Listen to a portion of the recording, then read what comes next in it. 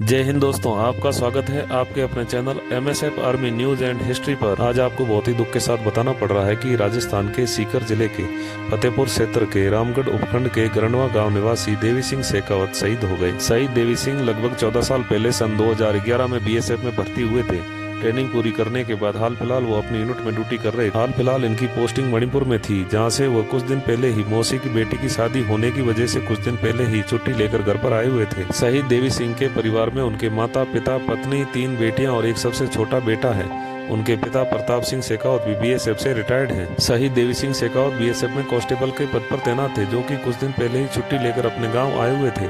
अपनी मौसेरी बहन की शादी की तैयारियों में जुटे हुए थे, लेकिन भगवान को तो कुछ और ही मंजूर था। बुधवार शाम को वे बाइक से बगड़ जा रहे थे ताकि अपनी मौसेरी बहन की शादी के कार्ड बांट सके। इसी दौरान सामने से आ रहे एक वाहन ने उनकी बाइक को जोरदार टक्कर मार दी और वो बुरी तरह से घायल हो गए। आसपास के लोगों ने उन्हें तुरंत ही नजदीकी अस्पताल में भर्ती करवाया गया, जहां पर उन्होंने इलाज के दौरान दम तोड़ दिया और वो देश के लिए शहीद हो गए। देवी सिंह शेखावत के शहीद होने की सूचना परिवार वालों को मिली तो पूरे परिवार में कोहराम मच गया और पूरे गाँव में शोक की लहर दौड़ पड़ी। शहीद जवान देवी सिंह शेखावत का पोस्टमार्टम हो जाने के बाद पार्थिव देह शरीर को उनके परिजनों को सौंप दिया गया। पार्थिव देह शरीर फूलों से सजे सैन्य वाहन से उनके पैतृक गाँव लाया गया। जैसे ही पार्थिव देह शरीर उनके पैतृक गांव पहुंचा तो आसपास से गांव से लोगों की भीड़ उमड़ पड़ी और तिरंगा यात्रा निकाली।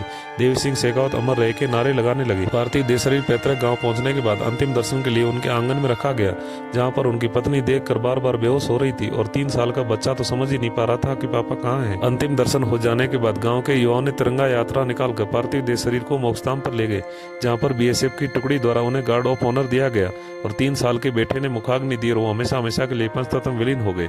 हम सलूट करते हैं, नमन करते हैं देश के ऐसे वीर जवान को जो देश की रक्षा करते करते अपने प्राण न्यौछावर कर देते हैं।